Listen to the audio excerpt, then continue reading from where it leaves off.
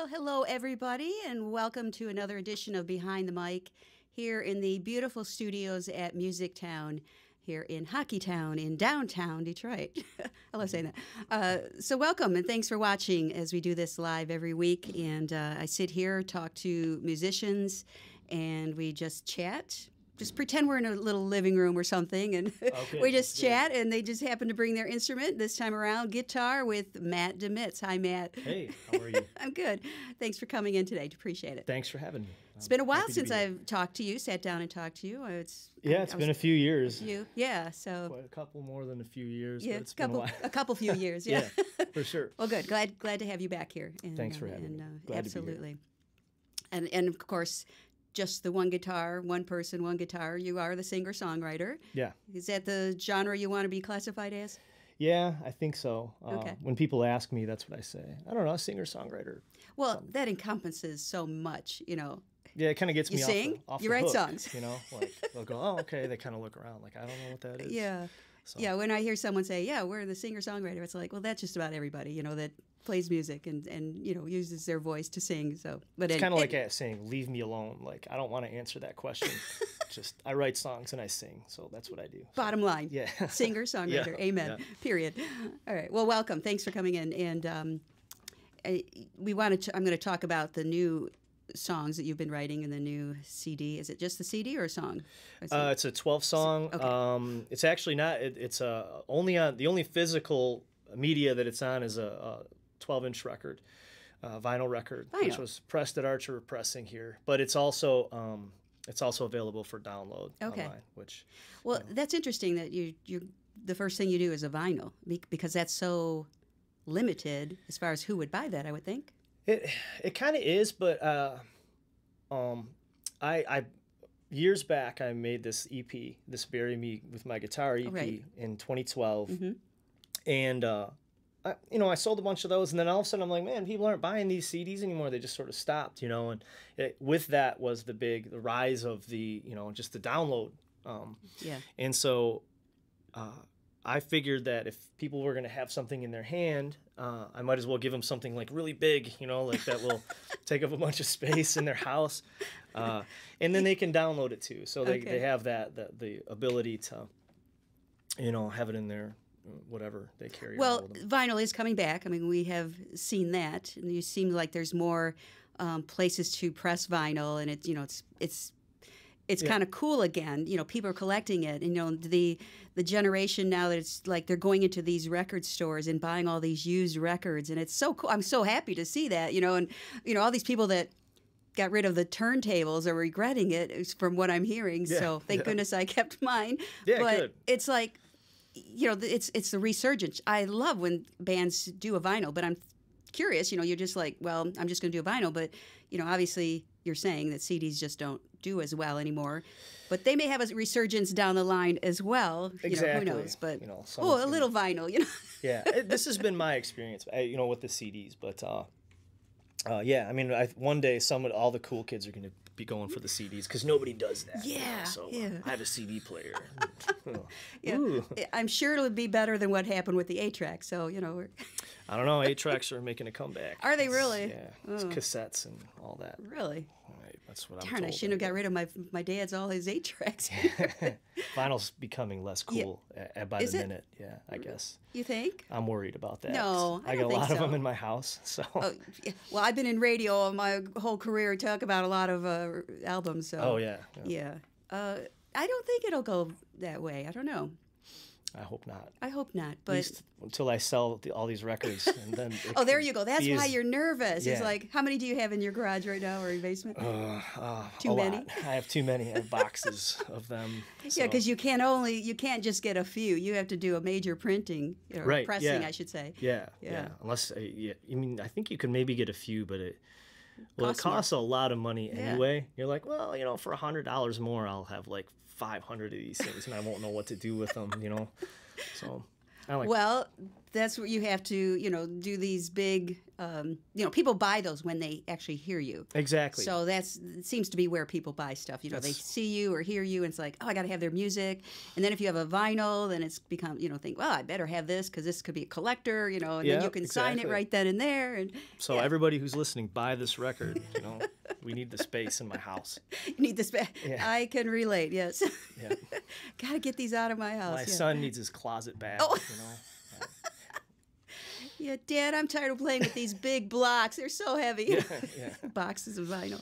Exactly. That's funny. How about we hear a song, Matt? Okay, so this is a song called Thinnest of Threads, and this is the title track, I guess, of the record. Okay. And I like to say, like, I like the country genre, and there's like a lot of cheating songs and stuff like that, and this is a near cheating song, so it's not, it's like an almost cheating song, which probably happens a lot more often with people, than like the cheating music. So okay, this is called Thinnest of Threads.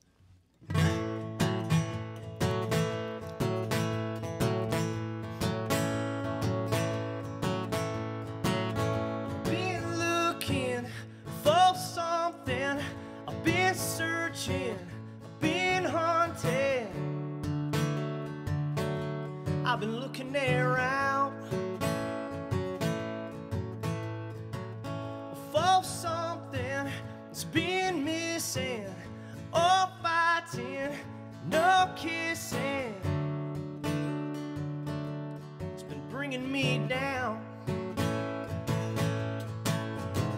and the thinnest of threads, the thinnest of threads, the thinnest of threads is all that's holding me. Then I saw her in the corner, said, bartender, send over whatever she wants. Well, she was smiling and I was staring. Before I knew it, we were sharing one of my cigarettes. The thinnest of threads, all the thinnest of threads, the thinnest of threads is all that's holding me.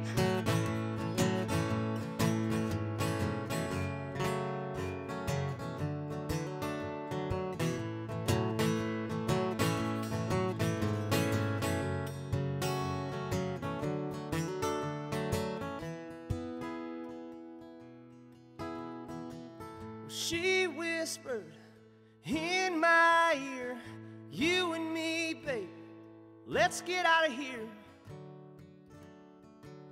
We can do whatever you want. Well, now I'm standing at a strange front door, about to do something I never done before. Maybe I should just go on home. 'Cause the thinnest of threads, the thinnest of threads, the thinnest of threads is all that's holding me. Matt Dmits. Behind the mic. Good. Nice song. That is the title track of the new album. Yeah. Yes. Okay. Yeah. Which, by the way, this album is... When did it actually get released? It was released in February of this year. Yeah. Well, before it got released, it was a while before you did any kind of music, releasing music, like over 6 years, I think. Yeah, it was. What happened between there? That's a long span. Well, yeah, a lot. I mean, a lot happened. My two kids started kind of doing things. And, life. And it just, I played a lot in a lot of other people's bands and, things like that. And,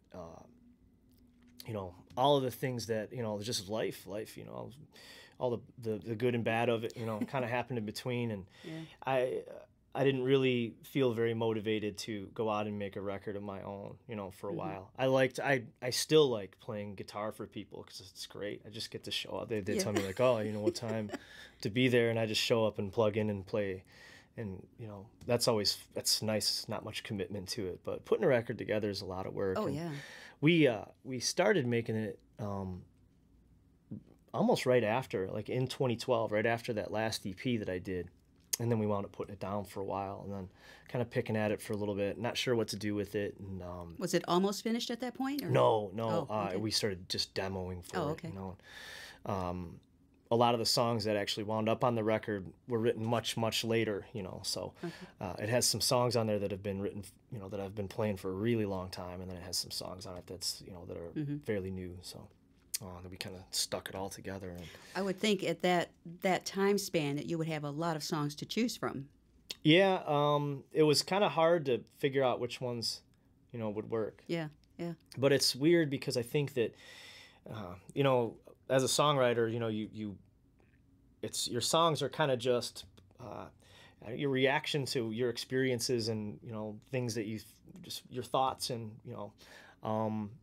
and it became very easy, I think, to sort of figure out once we had the idea of what I wanted, I guess, the record to be. Like a theme type of thing? Yeah, it became really easy to go back and go, oh, this definitely, goes along with it, stuff like that. And I've heard many musicians, national, local, say the order of the songs, like if you're going to put out a full CD or album, the order of those songs is very critical. It is, for sure. Especially if you want to make a record and have that record be something, to make that record a statement in itself. It's kind of you're going to be doing certain things, and so you want it to be a story. It sort of tells a little bit of a story, or at least tries to. So. Well, and it's one song should flow into the other song, right? But sometimes you don't want the same. There's an ebb and flow of the how people are listening to it. It's like it'll take you up here, but then all of a sudden you might have a slow, sappy song or whatever. That's all important. I don't know if there's such a person actually has a job title of how to put songs together, but it seems like that was really critical when you put out an album. You don't want, obviously, and I notice there's a lot of albums, like the first few songs, definitely the big hits and the punch right off, and then it just kind of wanes. It's like, yeah, they got me hooked. I kept listening, right. But towards the end, it's like, this really shouldn't have been on here, but you can tell the big hitters, the singles, those are right up front. Right. I spent a few years really listening to Pink Floyd, and I think those Pink Floyd records are like that.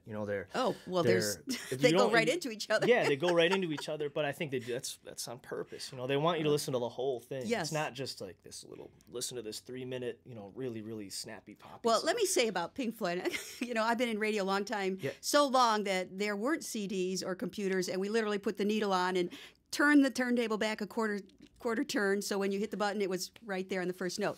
Pink Floyd was a pain because you couldn't find the cutoff because each song was flowing right into the other ones. That was the worst for when you were DJ back in the day when you had to drop the needle and you had to probably had to work the fader a little bit on it, or I don't know what you. Oh, we didn't have faders either. It was like the pot was up or down, but you had to put the needle on, find the beginning of that song. But a lot of their songs went right into the next one, and so that was a nightmare for DJs to play Pink Floyd on album.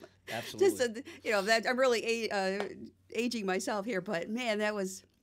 Put the needle on, back turn and quarter turn. You can't go wrong. You just drop it wherever, though, on those records. Yeah, and if you weren't sure, you kind of put it there, and then you wouldn't have the pot all the way up, so when you hit it, it was right there. You just kind of ease the pot up. It's like, okay, that worked. Yeah.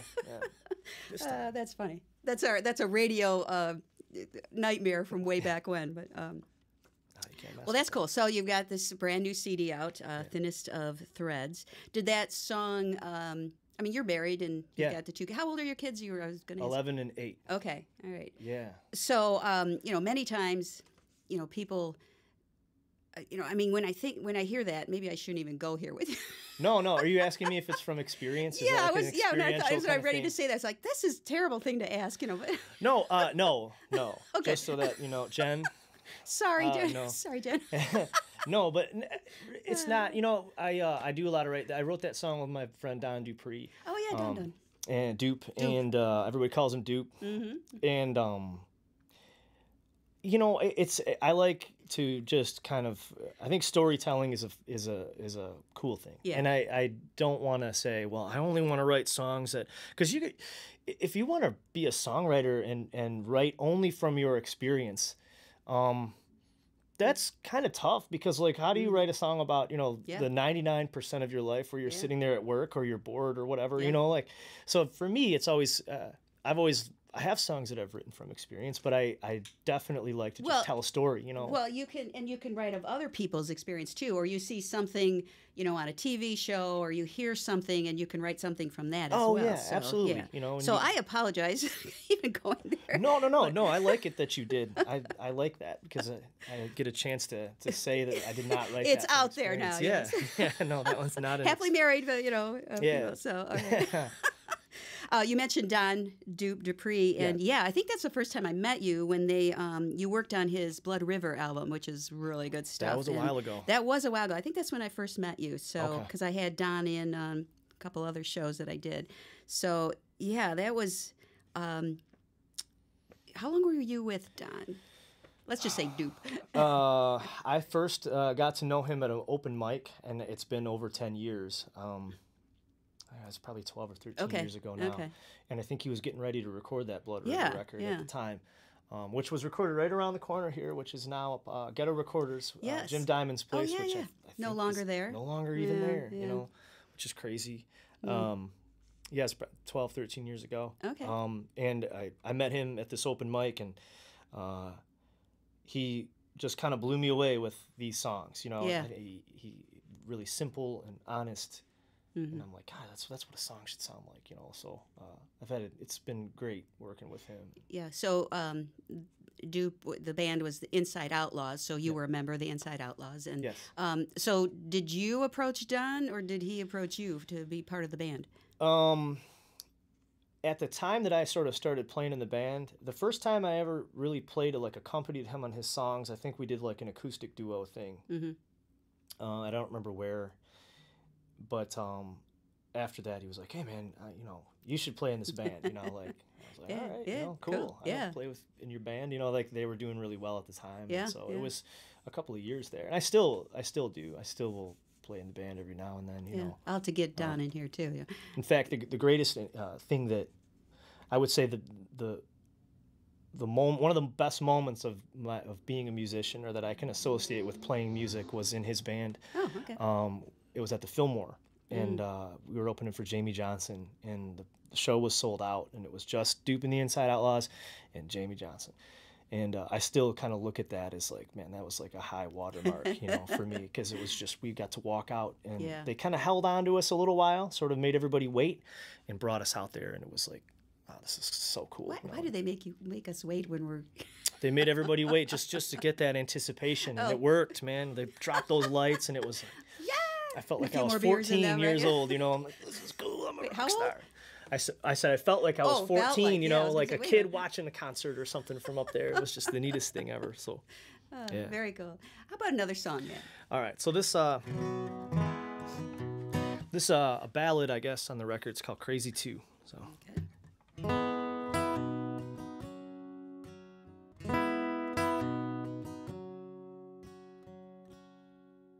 If you needed me like I needed you, you'd understand the things I do. And honey, you'd be crazy too. If you needed me like I needed you. If every time that I walked in,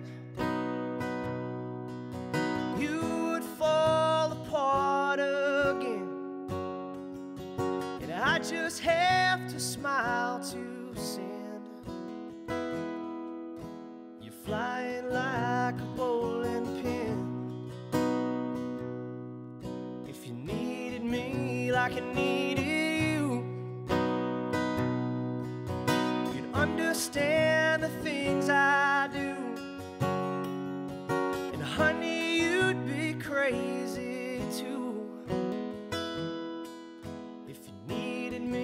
like I needed you.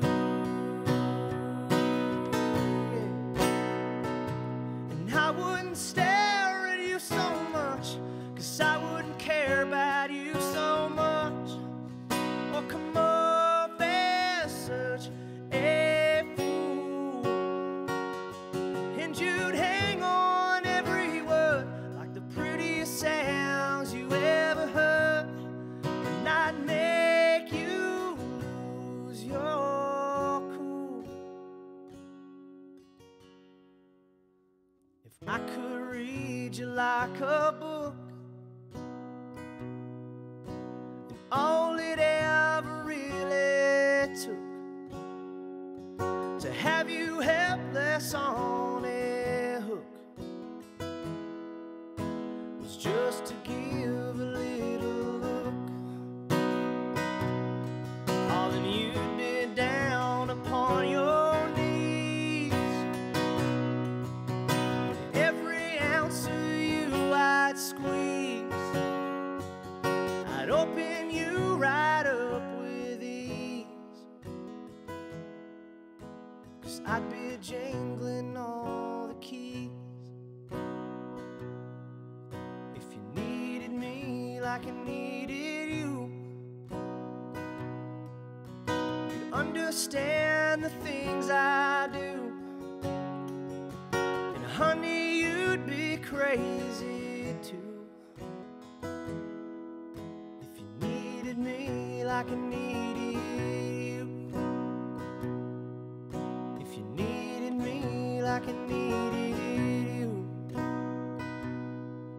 if you needed me like I needed you.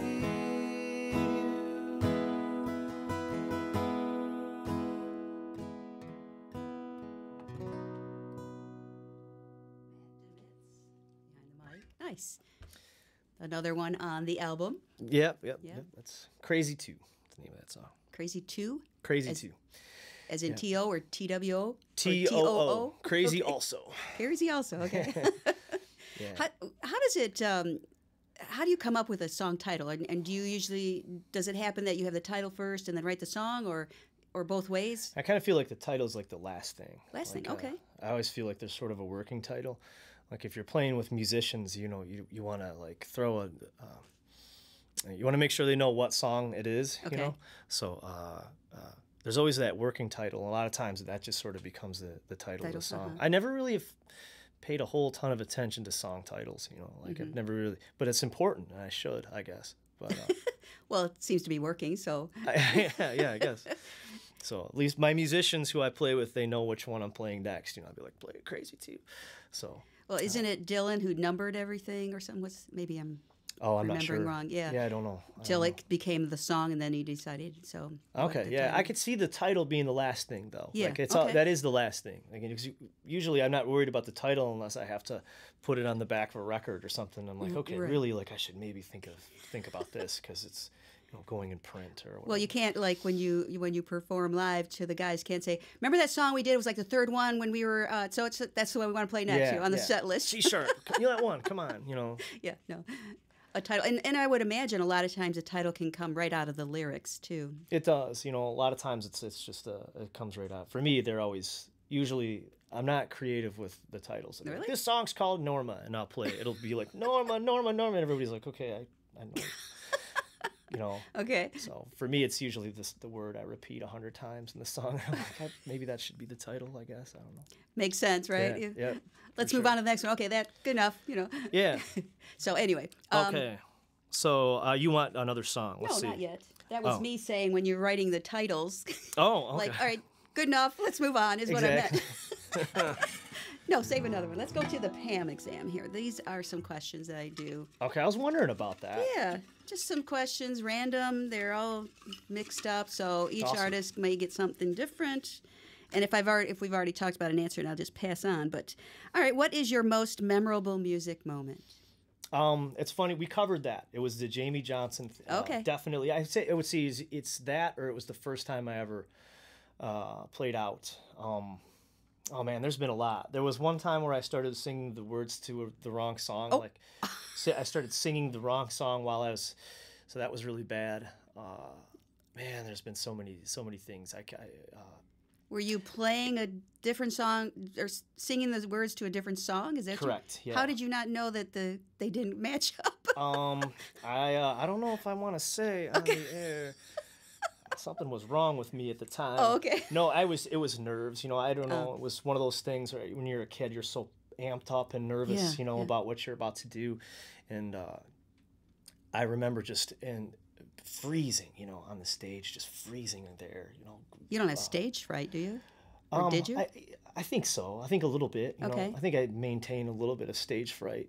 I think everybody does. I think if you don't, then it's whatever.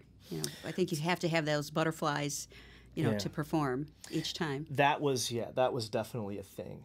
I remember we went when we talked about the Fillmore earlier. When I was like 14 or 15 years old, I went to a concert with my brother Ryan, and it was the first concert we went to as kids together. Parents weren't there, and we had these horrible seats huge. way up in the top, and it was just the coolest thing ever. And I remember it was sold out, and I just remember thinking that, God, wouldn't it be so cool to be down there, on that stage and to be able to do that.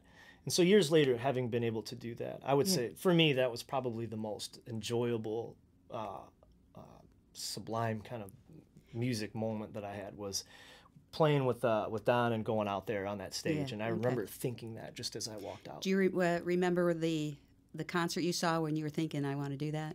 It was there was a bunch of bands on the bill, and it was a bunch of like independent bands. But Dave Matthews Band was on the bill. Big Head Todd and the Monsters was on the bill, which were two kind of national acts at the time, who I really liked. I know there was a band called Ugly Americans on the bill. And it was just like, it was one of those Fillmore nights where it was like, let's put 5 bands on the bill and get this thing sold out. And it did. It was sold out. I think Dave Matthews probably carried the night that night. You always need one anchor, that really bring them all in. He was the anchor. He was the cleanup guy. As a musician, that's got to be cool, though, when you play with someone like that, if you get on that bill, to say, I played with Dave Matthews, even though that's got to be a goal for most people, I would think. For sure, yeah. Do you have a ritual before you perform?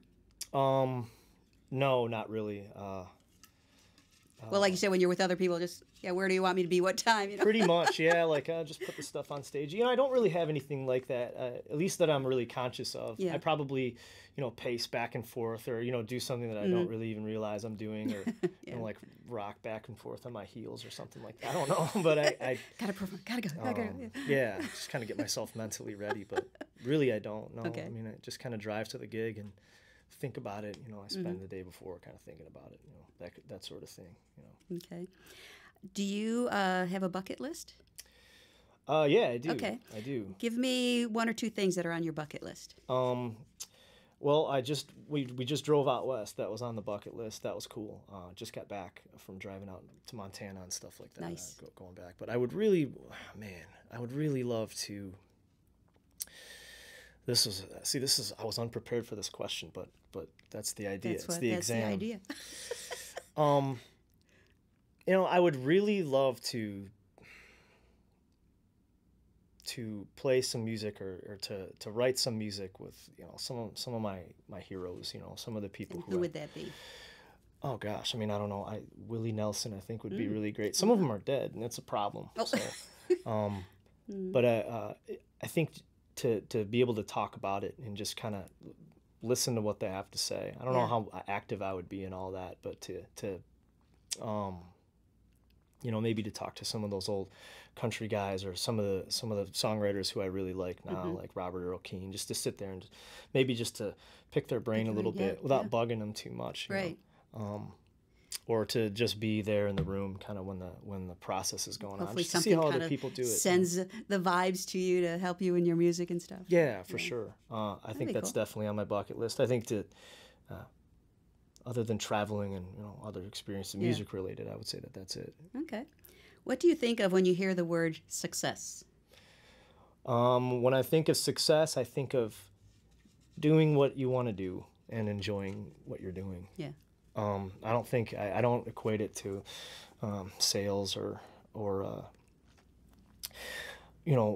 commercial success. I think that's a kind of success, and I think if that's what people are after, then good for them if they get it. But I really feel like success is doing what you want and enjoying that, you know, and being able to do what you want. Yeah.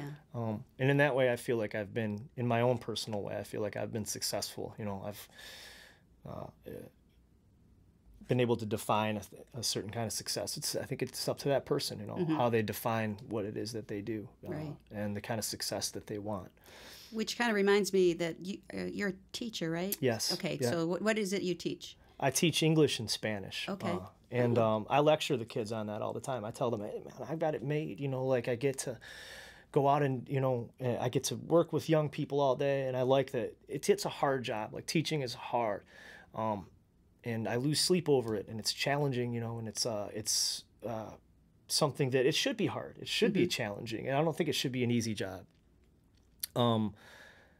And I talk to the kids about success, you know, and like what they'll would you ask say to me, them? you know, kids, young kids, and maybe even myself, you know, 25 years ago, 30 years ago, I would have thought of success as fame, you know, just being like the top dog, you know, under the lights, you know, and I've come to realize that it's really not that, you know, it's a little more complicated than that, and happiness has a big, you know, part to play in that. Right. My kids will ask me, I'll play music for them sometimes, and they'll be like, "What? You know, why don't you go on American Idol or, you know, do this or that?" And I'm like, you know, that's cool, but and if somebody wants to do that, I have all the respect in the world for them, but I feel like I've got it made now. Like I sort of get to play the music and enjoy it, and I get to have a decent paying job, get to enjoy my family and my kids, and so like I couldn't ask for more. You know? Well, the kids now, you know, they see these like the idols and the voice and all that, and it's like there's this image in their head. It's like I got to be famous and be at the top, you know. And there's so much underneath all that you know that some of them don't get. Well, you think about what you love to do. Yeah. Think about why you love it. You know, if you love to play basketball, do you have to be in the NBA to be successful in basketball? I don't think you do. In fact, I think there's probably guys in the NBA who are not happy with their life. You know, I would imagine that they're making lots of money. You know? But you know, it's no, that makes sense. If you love it, you can keep doing it. You know, you can do it your whole life, and if and make your own success. You know, and I think you're much happier. I think if you start measuring what you do against what other people do, you're in trouble. You know? So yeah. What grade do you teach? High school. High school. Yeah. Well, when you said Spanish, so it had to have been. Yeah. I don't know. Do they teach language in middle school? I have no idea. They do. Okay. Yeah, they teach it. A lot of districts will do it all the way K through 12. You know. K, really? Oh my goodness. Yeah, we do it in the middle school and high school in the district that I'm in. Yeah. Well, high schoolers, tough crowd, you know. They can be. They're fun though too. They're equal parts fun and tough. You know. So. Yeah, tough age for sure. If you could be on the cover of a magazine, which one and would it be and why? Oh man, I don't know. Like it'd be neat to be on the cover of one of those really and like sort of fancy, very culturally conscious magazines. Like I don't even know. Yeah, I'm not sure what. I don't know. That's a tough question. I don't even know if I could answer that. I was joking before I came here. One of my buddies was like, "How'd you get on the Pam Rossi show?" I'm like, "Well, I have a face for radio, you know, so I don't know if I would be comfortable with my face plastered on a magazine, you know." You're good. You're happy with, you know. I like behind the scenes. Behind the scenes, yeah. I'm a behind the scenes guy. It takes me back to when you're playing with someone. Just like, tell me what time and plug me in, you know. Yeah, let me write a column for a magazine. I'll do that all day long, you know, with a tiny, maybe a little picture of me or some avatar, you know, next to it. Well, you are, you know, teaching English, so writing obviously is important. So yes, and which goes together with songwriting. You know, hand in hand. It never fails that people that are, you know, musicians and whatever, there's the creative mind is really, I forget which left or right, whatever. So that, you know, a lot of times people that are songwriters or musicians always do other things that are the creative end of it. You know, this is just kind of in the blood, I guess. So, it's the writing stuff. I mean, I think that, the job that I do kind of lends itself to creativity and, you know, I would say that it kind of pairs well with the song. Do you ever find, like, you know, you give the kids assignments to write something. Do you ever find something that was like, this kid is good, as far as the writing and, how do you direct them? Oh, yeah. I mean, that happens a lot. Okay.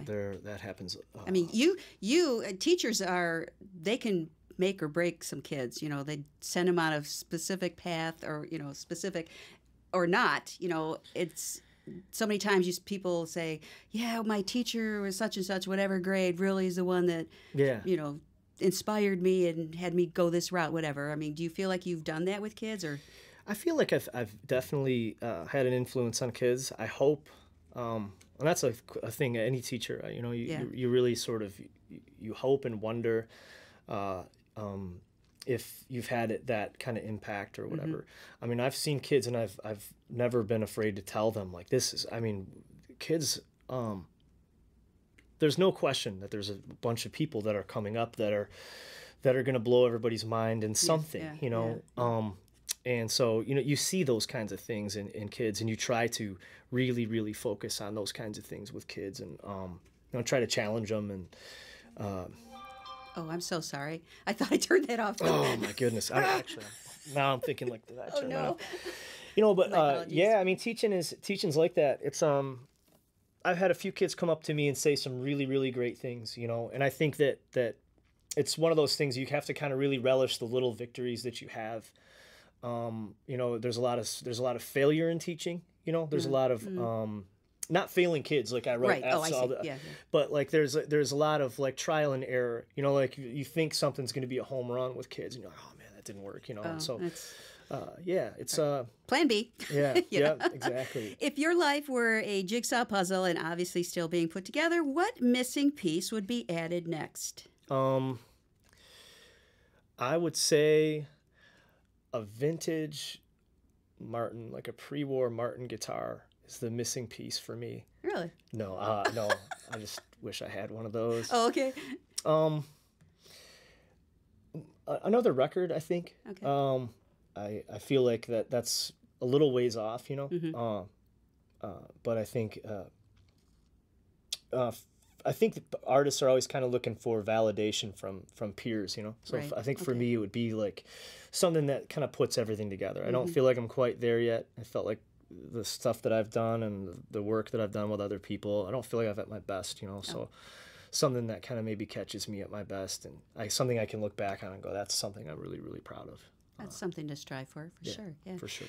So do you have a next album already in the works? No, I haven't done any demoing. I mean this I have one songs. took 6 years, so Yeah. from your EP. Yep. And so what that means is, these songs, a lot of these songs I'm playing now, I mean, I'm even, I'm getting to the point where I'm sort of ready to move on to some other stuff, Mm-hmm. And there's I do a lot of co-writing with other people, and there's definitely a lot of songs there Mm-hmm. that I'd be really excited about recording. But no steps have been taken, Okay. As of yet. So Well, other I than mean- writing, other than the writing part. this just came out in February, and Yeah. it's like, why rush it? I know some give me a people are break, like Pam Rossi, on to the come on. next one already, and it's like, enjoy this. Yeah. You could still be writing songs and everything, and when you're ready to put out another album, and of course you got all those in your son's closet you need to get rid of at this I have point. to get rid of those. Yeah, for sure. So, how about we go to another song? Okay. Maybe I'll jump to some more questions in a little bit. But time for a song. All right, this is a song called Kalamazoo, and it's a leaving song. It's like a I'm out of here kind of song. So.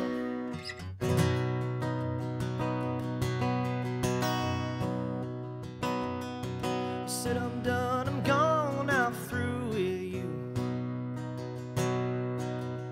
I'm through with you, I'm done. I'm headed off to somewhere new. Like I've been shot out of a gun, like I've been shot out of a gun.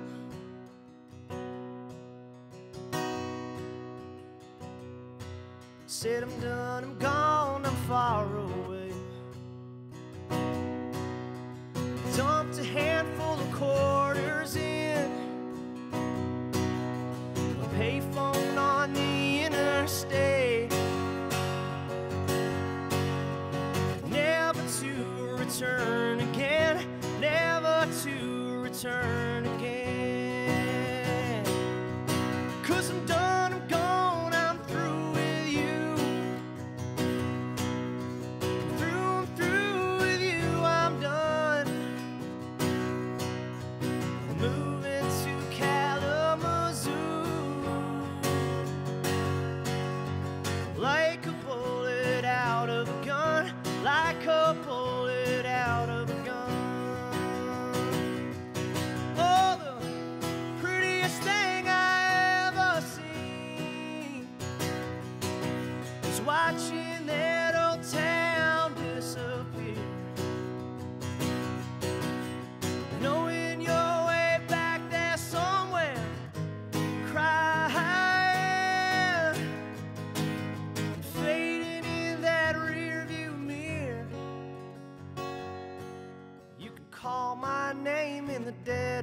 night. You can howl my name into that phone. You can call my name in the dead of night. Call me, but I will not come.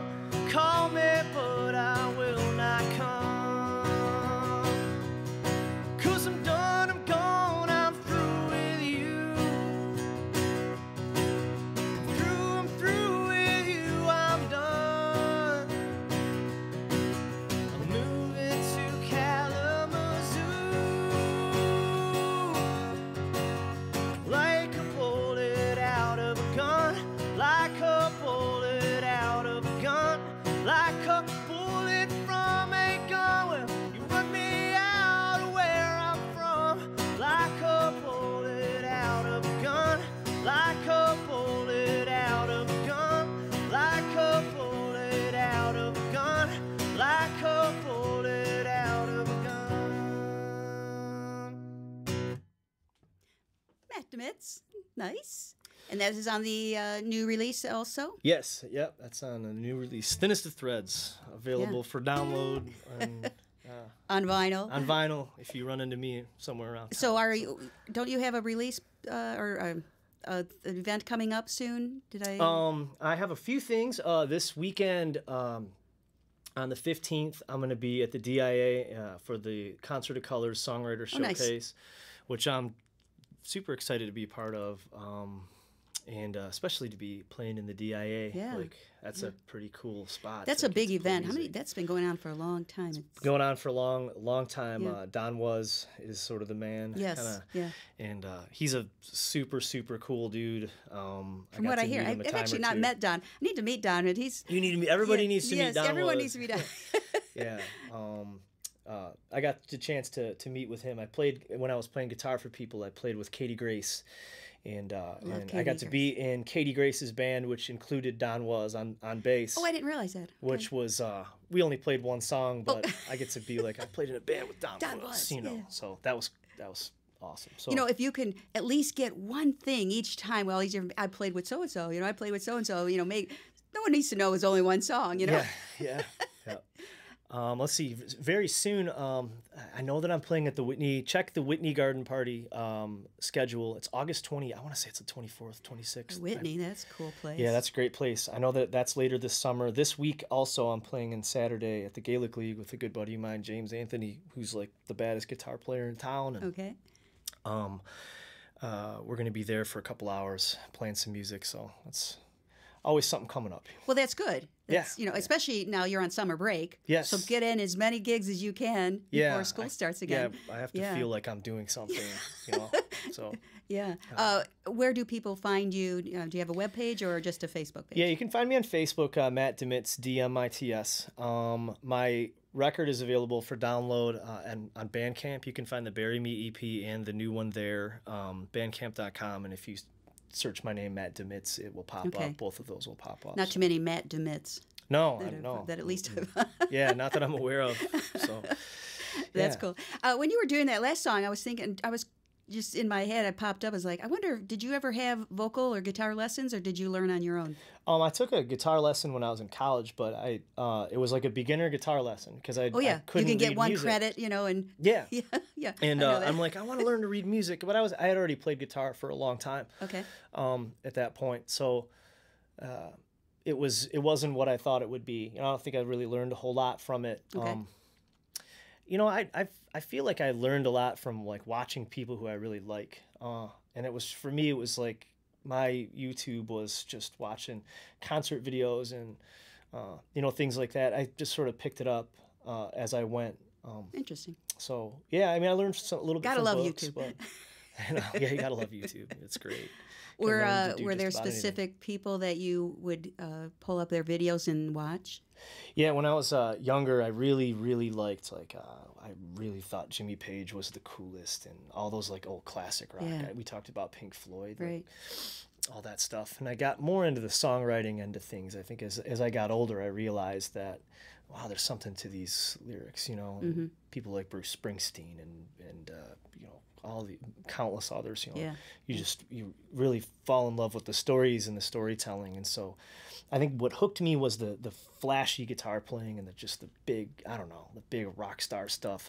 But I think as I've gotten older, I really have come to appreciate like a great, you know, lyrical, you know, approach to music.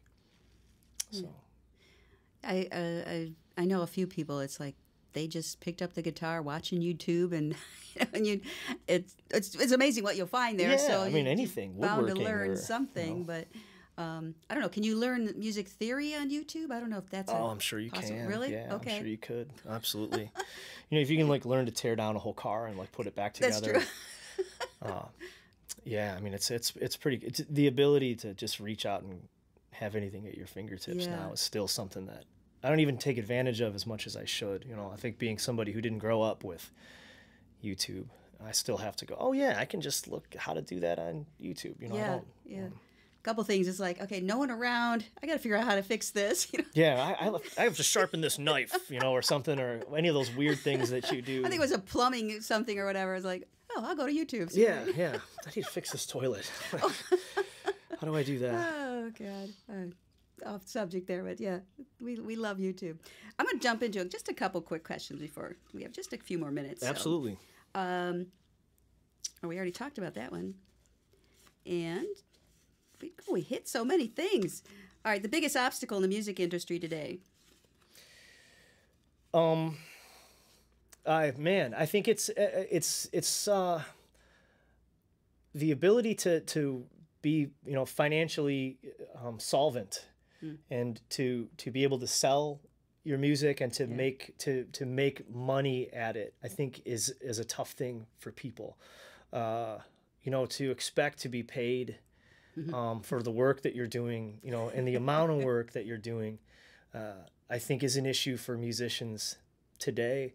I also think that a lot of the big stars that people see today, they're almost like a media package. It's not just music, it's a look and a certain thing. And I think that there are probably a whole lot of people out there who, boy, I don't look like Katy Perry or whatever, you know, and so they don't feel like they can do it. You know, I think it's you know, it seems like when I was younger, a lot of the rock stars were ugly. Like they were, you know, they weren't good looking people. That's funny. You know, but their music, you know, really their music you got just past that because they were so good. Their music just overshadowed everything about them, and I don't know that that's really the case now. I sort of feel like it's a really balanced sort of star that you see now, that kids see now, and maybe that's a bad thing, you know, because I think really the most important thing is the music and the songs, and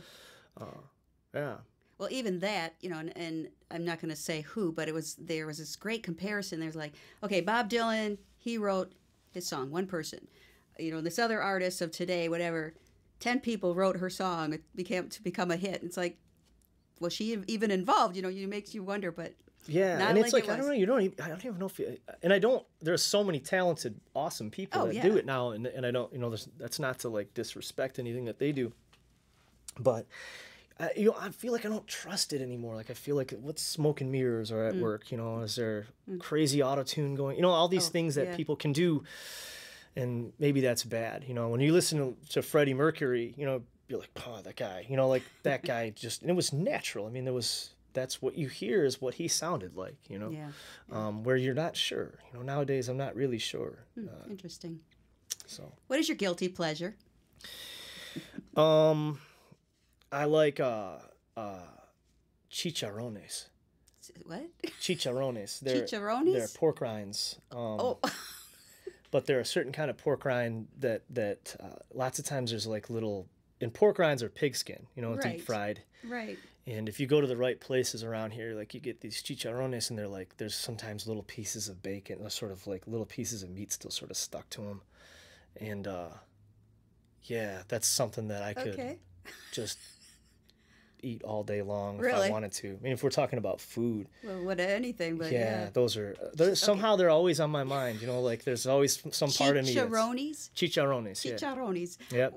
Is this something you can buy in most stores? No, you got to go to the Mexican markets okay. for those. Okay. A lot of times, or Mexican restaurants will serve them. Never heard of them. Yeah, if you ever go like down to Southwest, there's a place called La Pupuseria. I don't know why I'm plugging these places, but okay. And their chicharrones are the best in town. Chicharrones. Okay, yeah. I learned a new word today. Yeah, those are good. So that's your guilty pleasure. That's my guilty pleasure. Sounds like something you can't eat very often. Not healthy or whatever. Music-wise, it's 90s country. 90s country music. I don't know why, but it's I feel like it's the height of what Nashville has always been trying to do. And it was just before what we just talked about, these sort of total package celebrity types. Yeah.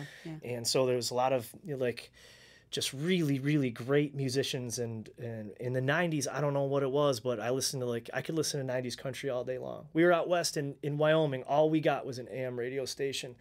And it was like a 1993 90s country countdown, and I was just in heaven. And nobody else in the car really was, but I was. Yeah, Dad's driving, he controls the radio. Yeah, so like that's definitely my thing. Oh, interesting. For cool sure. stuff.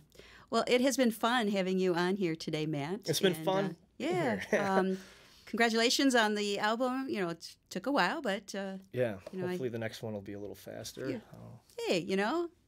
If it takes a long time, I mean, there's many artists that do that, just a long span. So don't rush if it's not ready, right? Yeah. Be like the Metallica of the downriver music scene. There you go. Yeah, downriver boy, Matt Dmits. Are you still downriver? Are you still in? Yeah, I'm still downriver, born and raised, and I'm still there. Okay. Yeah. Well, again, Matt Dmits, your Facebook page to find out where you're at, playing and. Getting your music and all that stuff. So, are you doing a bunch of festivals this summer too? I would think, or no? No, I'm not. Oh, not yet. Not extraordinary. Like I'm not super busy. Oh, okay. I have a few things planned out, but right. My summer has kind of become like sacrosanct. Like I really like just the ability to kind of take a deep breath and after the school chill year. a little bit. Makes sense. Makes sense. All right, well, find him on Facebook and good stuff. I enjoyed the 3 songs that we got out of the. Thank you. Out of the 12, did you say? Yeah, 11. 11, okay. All right, so we got a little taste of it on the vinyl. Taste. I know. All right, well, again, thank you so much for coming in. Do appreciate that. Thank you for having me. Yeah, it's always fun. And thanks to all of you out there watching. We appreciate that as well from our beautiful studios here at MusicTown. And, of course, that's MusicTown Detroit Facebook page. Lots of stuff going on here as well, so just you can find all that online as well. And we'll do this again next week for another edition of Behind the Mic. Who knows? I don't even remember who I have next week. Maybe it's all listed there, the events and everything. So, again, thank you so much for tuning in. Thanks, Matt Dmits. And to all of you out there, I'm Pam Rossi. Have a great week.